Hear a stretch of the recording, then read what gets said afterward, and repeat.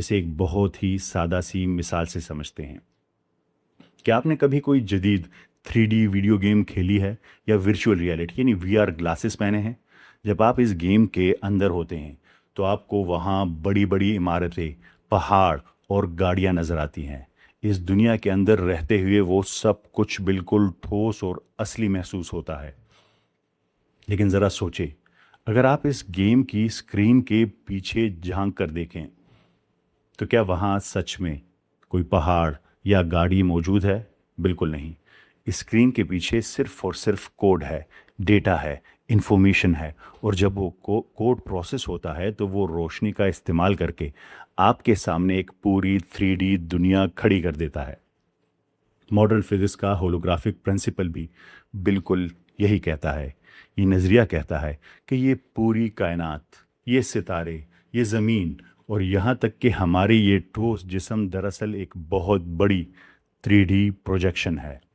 اس کائنات کی جو آخری حقیقت ہے، اس کی جو بنیاد ہے، وہ کوئی ٹھوس مادہ نہیں ہے، بلکہ وہ خالص انفارمیشن ہے، ایک کائناتی کوڈ ہے، اور فوٹون یعنی روشنی وہ فزیکل چیز ہے جو اس انفارمیشن کو لے کر چلتی ہے اور ہمارے سامنے اس پوری کائنات کا یہ 3D ماڈل پروجیکٹ کھڑا کر دیتی ہے۔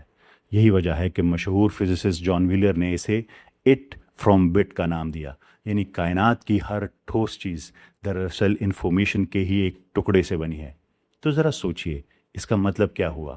اس کا مطلب یہ ہے کہ روشنی کائنات کے بارے میں صرف انفارمیشن لے کر نہیں چلتی، بلکہ روشنی خود وہ بنیادی کوڈ ہے، وہ کائناتی سافٹ ویئر ہے جس سے یہ پوری مادی کائنات بنی ہے۔ نور جس طرح لائٹ کی بیمز کو کنٹرول کر کے ایک فزیکل ہولوگرام بنایا جاتا ہے، بالکل ویسے ہی ہر مادی چیز، زمین کی مٹی، ہمارے سمندروں کا پانی اور ہمارے جسم آخرکار اسی بنیادی انرجی سے ہی بنے ہیں۔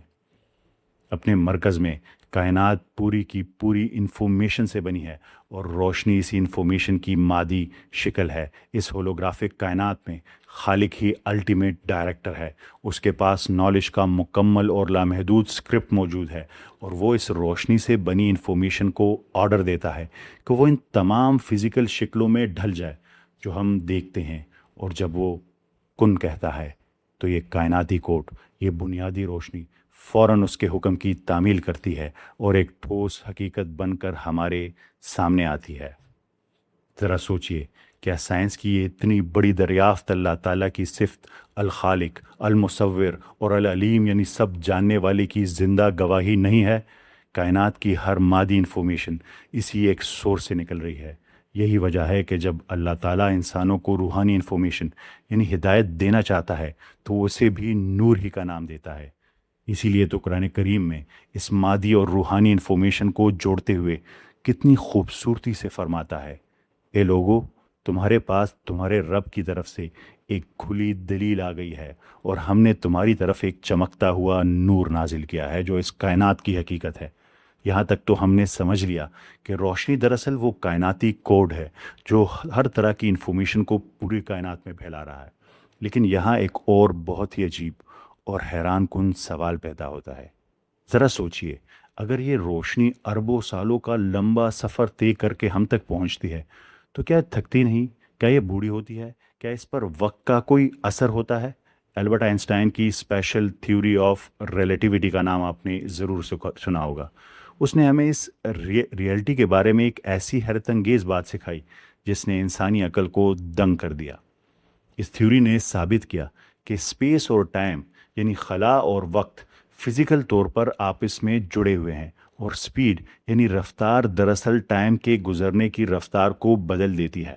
فزکس کا یہ قانون کہتا ہے کہ جب کوئی چیز بہت تیز سفر کرتی ہے تو اس کے لیے ٹائم فزیکل طور پر سلو ہو جاتا ہے، یعنی وقت آہستہ گزرنے لگتا ہے، جسے سائنس کی زبان میں ٹائم ڈائلیشن کہتے ہیں۔ جب کوئی چیز کائنات کی آخری سپیڈ لمٹ تک پہنچتی ہے جو کہ 3 لاکھ کلومیٹر فی سیکنڈ ہے تو گھڑی بالکل رک جاتی ہے، کیونکہ فوٹون ایک پیور بغیر ماس والی انرجی ہے. یہ ٹھیک اس سپیڈ لمٹ پر سفر کرتا ہے، سپیڈ آف لائٹ پر. اس لیے فزکس کے رولز کے مطابق فوٹون پر وقت گزرتا ہی نہیں. تصور کریں، ایک فوٹون 10 بلین لائٹ ایئرز دور کسی ستارے کے گرم اور خطرناک کور میں پیدا ہوتا ہے اور اس کائنات کے ٹھنڈے اور پھیلتے ہوئے خالی پن میں عرصوں تک سفر کرتا ہے اور بالآخر زمین پر پہنچتا ہے. آج رات آپ کی آنکھ سے ٹکراتا ہے. ہماری انسانی نظریے سے اس سفر میں 10 بلین سال لگے، لیکن اس فوٹون کے نظر سے بالکل 0 سیکنڈ گزرے. اس پر کوئی عمر نہیں گزری، اس نے کوئی انتظار نہیں کیا. اس کی آگ میں پیدائش اور اس کی منزل دونوں بالکل ایک ہی لمحے میں ہوئی. وہ ایک مستقل اور ابدی حاضر وقت میں یعنی کہ ہمیشہ رہنے والے آج میں موجود رہتا ہے. یہ بات کتنی خوبصورتی سے اللہ کے الاول یعنی سب سے پہلے اور الآخر یعنی سب سے آخر ہونے کو ظاہر کرتی ہے. وہی اول ہے، وہی آخر ہے، وہی ظاہر ہے اور وہی باطن ہے، اور وہ ہر چیز کا جاننے والا ہے. ہم نے دیکھا کہ روشنی پر وقت نہیں گزرتا اور یہ ایک ابدی آج میں زندہ رہتی ہے. لیکن اگر آپ کو لگتا ہے کہ وقت کو روک دینا روشنی کا سب سے بڑا کمال ہے، تو ذرا دل کو تھام لیجئے، کیونکہ ان سب سے بڑھ کر کیا آپ جانتے ہیں کہ روشنی کا سب سے خوفناک اور حیران کن راز کیا ہے؟ ایک ایسا راز جس نے آج تک دنیا کے بڑے بڑے سائنسدانوں کو اور فزکس کے دماغوں کو چکرا کر رکھ دیا ہے. یہ ایک ایسا معجزہ ہے جو ہماری عقل، ہماری منطق اور فزکس کے تمام بنیادی اصولوں کو توڑ دیتا ہے. یہ روشنی کی دوہری پہچان ہے جسے سائنس کی زبان میں ویو پارٹیکل ڈویلٹی کہتے ہیں. اگر ہم کوانٹم ریلم کو قریب سے دیکھیں تو روشنی ایک ایسی پہیلی بن جاتی ہے جو آج تک فزکس کے بڑے بڑے دماغوں کو پریشان کرتی ہے. جب سے آئنسٹائن نے 1905 میں فوٹو الیکٹرک ایفیکٹ ایکسپلین کیا اور مشہور ڈبل سلٹ ایکسپیریمنٹ ہوا، ہمیں پتہ چلا کہ روشنی کی 2 پہچانیں ہیں.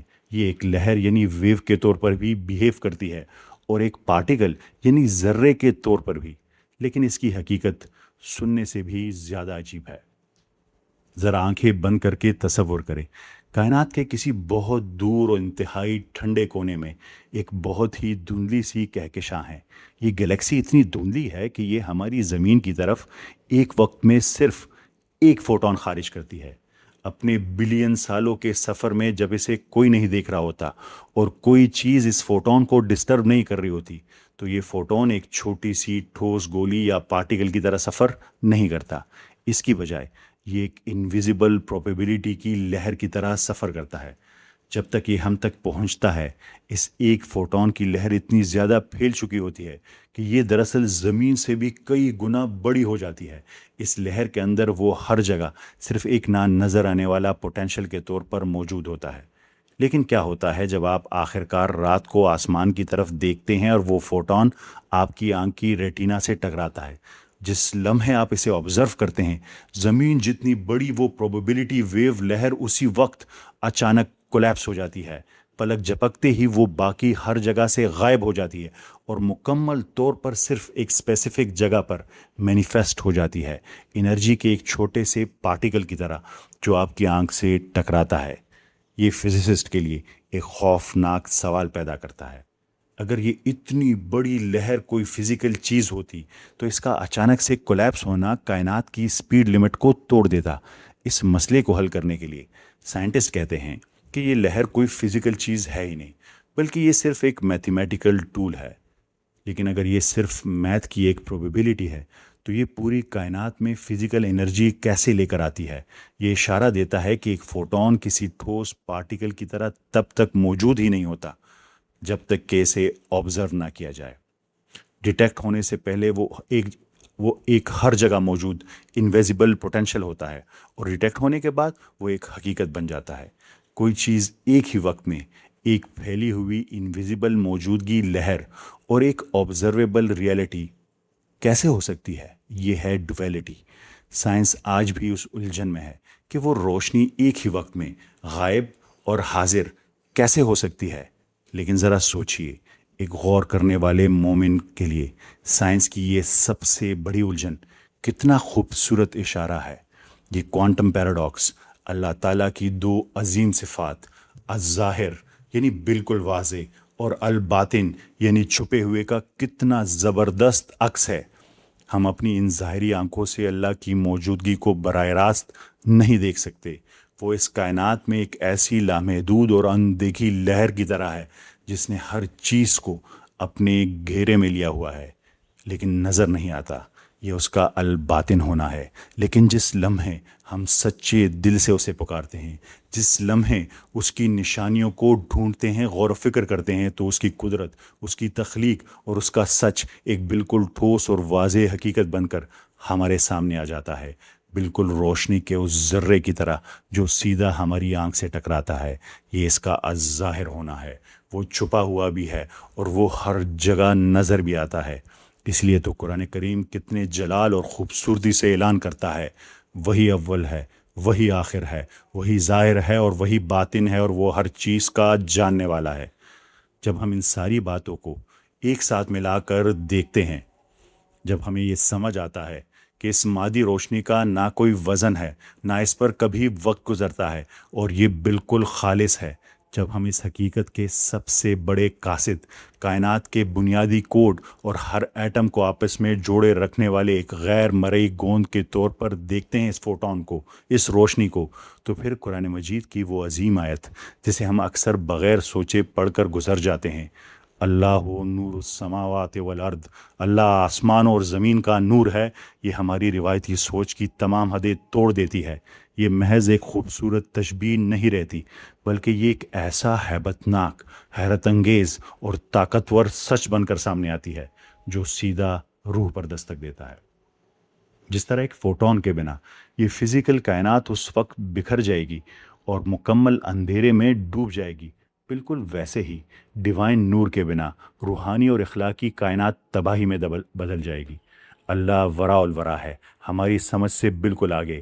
اس کا نور کسی مرتے ہوئے ستارے یا جلتے ہوئے چراغ کی فزیکل لائٹ کی طرح نہیں ہے، لیکن اس فزیکل فوٹون کو بایولوجیکل لائف کی بنیاد، ریئلٹی کا قاصد اور ایگزسٹنگ کا گوند یعنی گلو بنا کر اس نے ہمیں اپنی موجودگی کی ایک بے عیب اور شاندار مثال دی ہے۔ فزیکل روشنی کے بنا ہماری آنکھیں کچھ نہیں دیکھ سکتی، ہم اندھیرے میں ٹھوکریں کھاتے ہیں۔ ڈیوائن نور کے بنا انسانی عقل اور روح بالکل اندھی ہے۔ ہمیں یہ ماننا ہوگا کہ کوانٹم فزکس کو ڈیوائن آیات سے ملانا ایک گہرا لیکن ہمیں عاجز کر دینے والا عمل ہے۔ آج ہم نے جو کچھ بھی ایکسپلور کیا، electromagnetic spectrum, wave particle duality اور اسپیڈ آف لائٹ کے بارے میں جو بھی حیران کر دینے والی باتیں جانی ہیں، وہ اس لامحدود ہمیشہ رہنے والے سمندر کو سمجھنے کی ایک کوشش ہے۔ صرف ایک بہت چھوٹا سا قطرہ ہے اس میں۔ ہم نے اس سفر کا آغاز کسی انٹلیکچوئل غرور کی وجہ سے نہیں کیا، بلکہ اللہ تعالیٰ کے ایک صاف حکم کو پورا کرنے کے لیے کیا، اور وہ حکم ہے تدبر، کائنات پر گہرائی سے غور کرنا، آسمان کی حدوں کو پڑھنا اور خالق کی تخلیق کی عظمت کے ذریعے اس کو ڈھونڈنا۔ ہم صرف ان نشانیوں کو پڑھنے کی کوشش کر رہے ہیں جو اس نے اس ریئلٹی کے دھاگے میں اتنی خوبصورتی سے بندی ہیں۔ اللہ تعالیٰ ہماری کمیوں اور ہمارے ان محدود دماغوں کو معاف کرے جو اس کی لامحدود عظمت کو بیان کرنے کی ذرا سی کوشش کر رہے ہیں، اور اللہ تعالیٰ ہمارے عقل کو ہمیشہ اپنے سچ کی طرف گائیڈ کرے، ہدایت دے۔ روشنی کی فطرت ہی یہی ہے کہ اس نے پھیلنا ہوتا ہے، یہ قید ہو کر نہیں رک سکتی۔ اگر اس غور و فکر نے آپ کے ذہن کو روشن کیا ہے یا آپ کی روح کو جگایا ہے، تو اب اس نالج کی ایک چنگاری آپ کے پاس ہے۔ اب یہ آپ کی ذمہ داری ہے کہ اس روشنی کو آگے پھیلائیں، اس پیغام کو ان لوگوں کے ساتھ شیئر کریں جو سمجھنا چاہتے ہیں، تدبر کو پھیلائیں، اور آئیے ہم مل کر اس دنیا کو روشن کریں جسے اس کی بہت سخت ضرورت ہے۔ آپ سب کا بہت شکریہ۔ ملتے ہیں اگلی قسط میں۔ اللہ حافظ۔